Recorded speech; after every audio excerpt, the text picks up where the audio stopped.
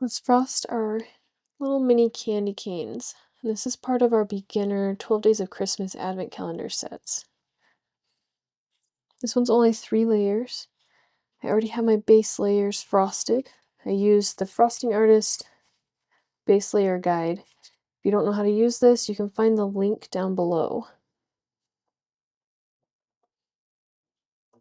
I'm just going to use this to lift up my stencils so that my anchoring point is higher than the table. That just keeps the stencil from bending as much.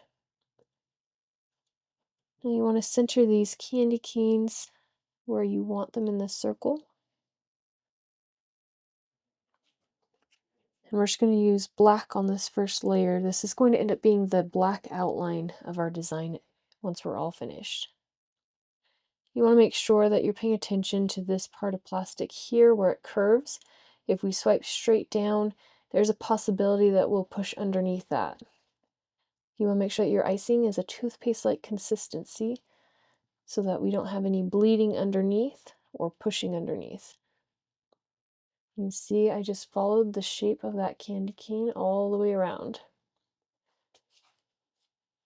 Once you get that tacked down, then you can come back through and remove that excess icing because those edges are tacked down to the topper, so you're less likely to push underneath.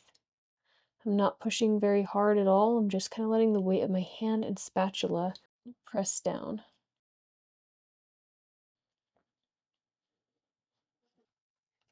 Once those are all covered up, you're going to anchor your stencil, and then I like to use this icing scraper, icing smoother, just because it's nice and long. You can also use something like a pastry cutter or any other straight edge. We're just trying to smooth out the surface. So I'm just going to let that ride across here. You can see that I have to push a little bit harder.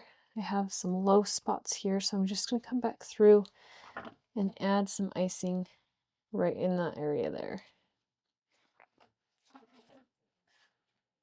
And you want to scrape these pretty thin. You want to be able to see your design showing through that icing, and then also be scraping the plastic. By making these thin, it helps with the dry time, but also we just don't need a whole ton of icing for that color to be able to show up. You can see by tracing, we got those nice clean edges. I'm going to now turn on a desktop fan while I clean my tools, and that's going to help this dry a little bit quicker before we frost the next layer. You want to make sure every layer is fully dry before you move on to the next. Once your layer is fully dry, you'll know it's all the way dry once it goes from being really shiny to kind of this matte finish, and you're able to touch it without any icing pulling up on your finger. Once that's all the way dry, you're going to come in with your second stencil. And this is going to be red. I'm just making sure that I have a nice even border of black all the way around each of these candy canes.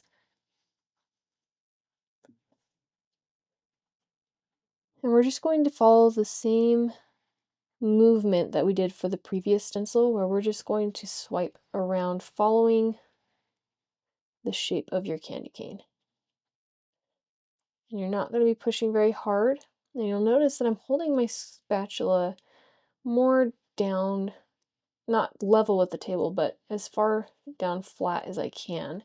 And this just helps make sure I'm not applying too much pressure, because the closer I am to a 90-degree angle, the more likely I am to accidentally apply too much pressure. So as long as you have your spatula fairly angled as you're swiping, then you're not going to be applying a whole ton of pressure to these stencils.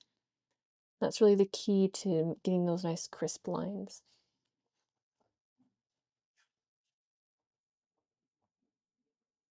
And I do wipe my edge clean every time I scrape, because if this icing dries on this edge, you are going to find that it leaves little grooves in your designs as you layer them. So I always come through and I scrape off that icing with my spatula and put it back in my container. And then I wipe that edge clean. That way this edge doesn't have any icing on it anymore, and I can continue using this scraper without having to clean it every single time. We're just going to peel that up.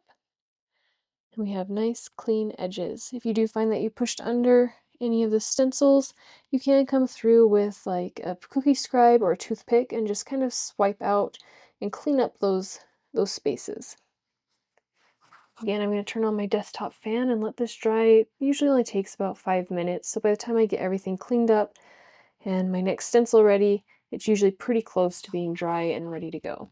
If you're frosting multiples sheets of these at a time, usually by the time you get frosted through 6 or more sheets and then go clean up and come back, they're dry enough to just continue without any wait time.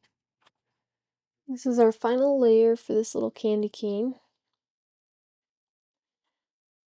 And it's going to be, you can either do just straight white, or I like to add a little bit of black on into my icing, and it just kind of made it a little bit more gray, like an off-white.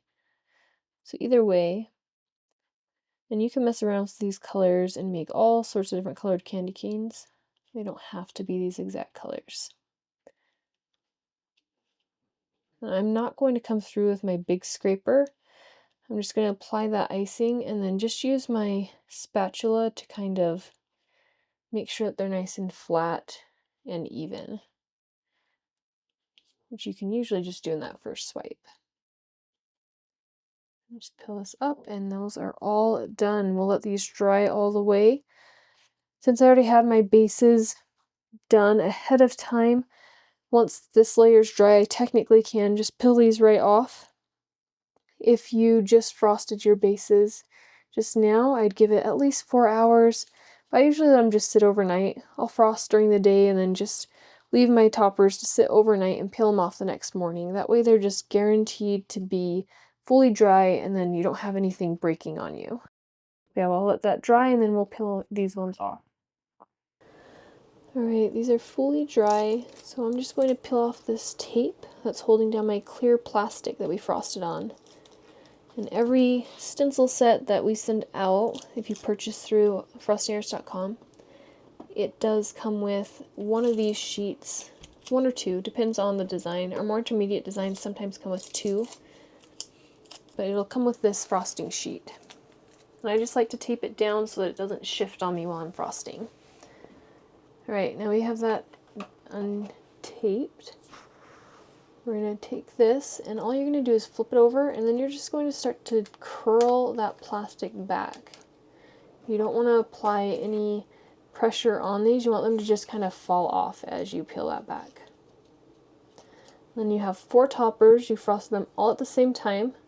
So once we get through all 12 of these designs, by the time you're done, you'll have 4 12 Days of Christmas Advent boxes ready to box up and get out to your customers.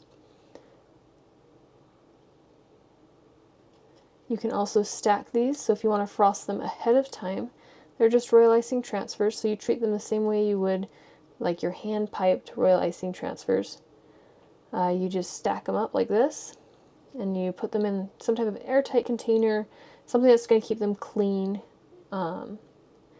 And then as soon as you get closer to your pickup dates for these boxes, or just cookies in general, then you can actually bake those cookies fresh. And then just attach these when the time comes. So it makes it super simple to do prep work ahead of time.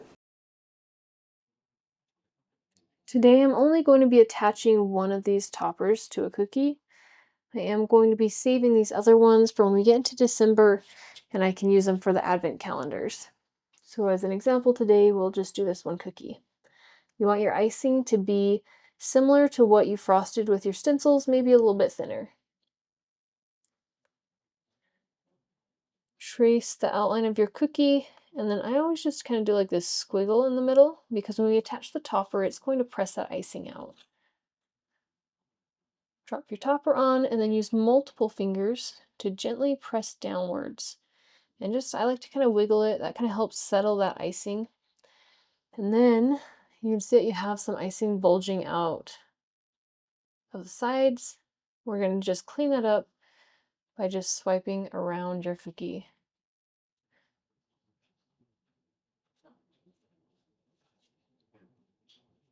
And this will just give it a nice clean finish. There you go. On your cookie. Let this dry at least 4 hours before bagging it, and then you can tuck it into your advent calendars or in your gift sets that you're giving out. If you're making these in November, like me, you can just tuck these aside until December rolls around and then attach them to your fresh cookies.